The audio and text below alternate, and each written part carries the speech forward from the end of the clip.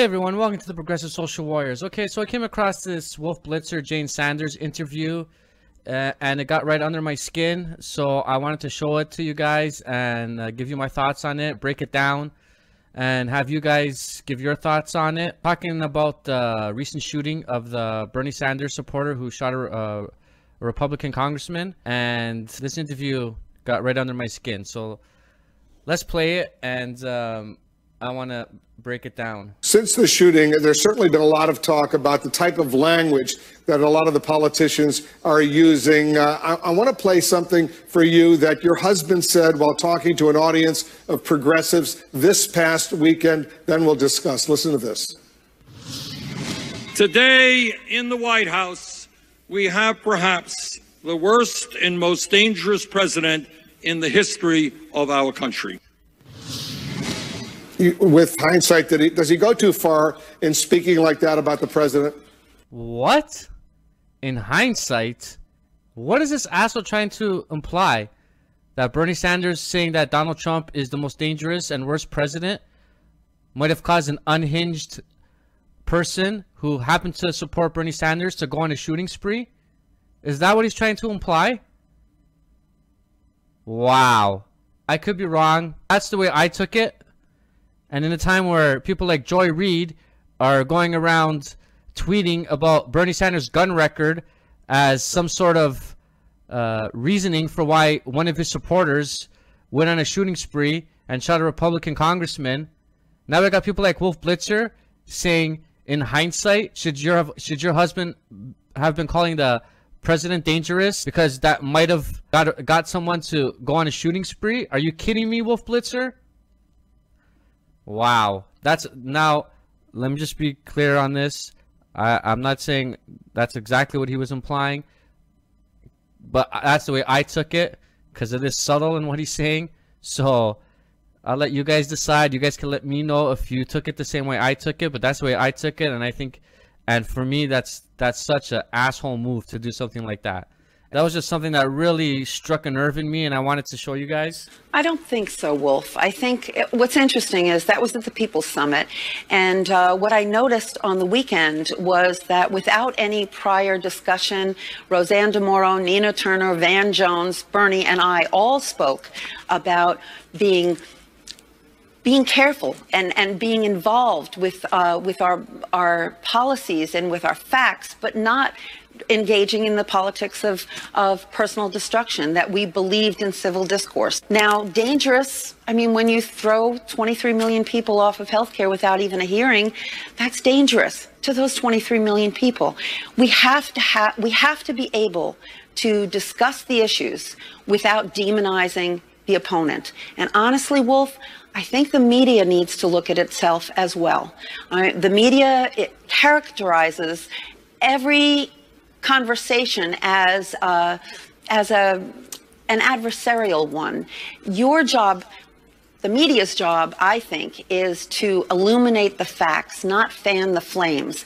And the media continues to cover the latest scandal, the latest back and forth, but not the issues so much. But let me interrupt, Jane. With all due respect, if a president or a senator or someone of authority is making very, very strong statements, you want us to simply ignore those statements? If there's a social media post, a tweet, and the president says something really, really strong, or Senator Bernie Sanders says this is the worst and most dangerous president in the history of our country, do you want us to censor those words as part of the news media? Blitzer, you know that's not what she's saying. You know what she's saying is, why don't you guys try and do some issue-based news for once? You try talking about income inequality and universal health care and the fight for 15. Instead of talking about Donald Trump tweeting out Kofefe and talk about that for 5 hours, why don't you guys stop bringing on someone who's a climate change denier and someone who believes in climate change and have them discuss it like it's an actual debate and actually do some real reporting and chime in, because, you know, you actually have people who can fact check these things and actually interrupt and do some real journalism. And instead of just having one person say that climate change isn't real and the other person saying that climate change is, and step in and tell the people that, you know, actually, with the evidence, climate change is real and it is man-made. You know, why don't you do something like that? Why don't you guys do that kind of news instead of the kind of news that you do now? That's what she's saying. Wolf Blitzer. What are you suggesting? No. Well, I'm suggesting that just like the Democrats and the Republicans and the independents and the progressives are all thinking about what happened in this presidential race, that the media needs to do some self-reflection as well. The media is doing a lot of we're doing, I can assure you, we're doing a lot of self-reflection. We're always looking back. We're learning lessons. We want to make sure that as the first draft of history, we get it right. When we make a mistake, we certainly always correct it as quickly as possible. This is not a perfect science by any means, but you know, it's you hear a lot of criticism of the mainstream media, Jane, from the conservative elements, from the right wing. We're getting a lot of criticism from the left wing, from the progressives, people like you as well. It underscores that we're trying to do as responsible a job as we possibly can, and we certainly aren't going to try to censor very strong statements from people of responsibility. Okay, Wolf Blitzer, so you guys are doing some self-reflecting, is that right? So I guess you're not going to do things like this anymore, you know, show Donald Trump's podium for hours while Bernie Sanders is giving a speech after a great victory in the primary.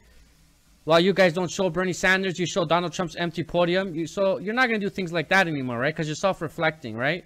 There was no violence at that convention. But chairs being flipped. No, first of all, show me one. Saying that she's being threatened. Hold on. Let's separate the two things. Sure. At the convention itself. Sure. Show me one video there where it showed chairs being thrown. Bernie and everybody else, show me where the chairs are actually being thrown. There was. I reviewed some of those videos. So you're not going to do things like that anymore, right, Wolf Blitzer? Where you put out a narrative of Bernie Sanders supporters throwing chairs when there was no chairs being thrown. So you're not going to do anything like that anymore, right, Wolf Blitzer? Because you're self-reflecting now, right? Okay. You're also not going to do things like this anymore, too, I'm guessing, right? And he was unable to articulate a plan to dismantle big banks. And I want to read the exact quote on that one. Here it is. So the Daily News asked Sanders, how do you go about breaking up the big banks? Mr. Sanders, how do you go about doing it is having legislation passed or giving the authority to the Secretary of the Treasury to determine. Under Dodd-Frank, that these banks are dangerous to the economy over the problem of too big to fail. The Daily News followed that answer up by asking this: do you think that the Fed has the authority to break up the big banks? Sanders said, well, I don't know if the Fed has that authority. No, Nikki, shouldn't Sanders know that? Well, actually, you know, there's great fact-checking done on this in the New York Times, that he was right on this. You know, the point, if you read the entire transcript, which is very long, it took about 45 minutes to read, he went into detail about how the determination of how to break up the big banks lies within Congress or the president, and the president gives authority to the Fed. The problem is we take, as we do in the media, take little bits out of context and don't show the full picture. And to be clear, to be even more fair, Bernie Sanders is the only senator who brought this up in Congress. I know. You're not gonna do anything like this anymore, right, Wolf Blitzer? Where you have one of your anchors talking to a Bernie supporter with a smirk on her face when the Bernie supporter is trying to explain to her what exactly Bernie Sanders meant, when she's trying to twist Bernie Sanders' words and make it seem like he doesn't know what he's talking about. You're not going to do things like that anymore, right, Wolf Blitzer? Okay, then. I'm also guessing you're going to start covering better things, you know, like no DAPL.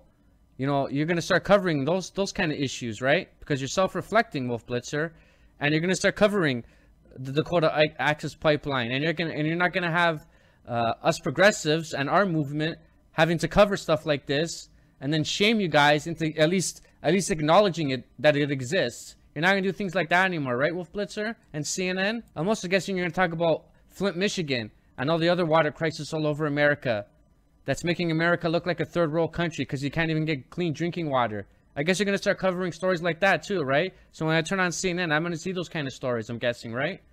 That's the kind of self-reflection you're going to do, I'm guessing, right, Wolf Blitzer? Wolf Blitzer has no clue. He's a robot. He's a teleprompter reader. He's an actor reading with that smug-ass face of his, trying to tell us that CNN is self-reflecting. CNN is not self-reflecting. CNN barely does policy issue-based news. It's very rare that they do that kind of news. It's always about this person arguing with this person, And what's Donald Trump's last tweet? It's very, very rare that they do something with actual substance that's actually gonna matter in your lives. And that's why I never watch CNN, and that's why a lot of people don't watch CNN anymore, or the mainstream media in itself, because they don't cover real issues. And if they do, it's very minimal. Issues that matter in your lives, anyways. I just wanted to give you my thoughts on it.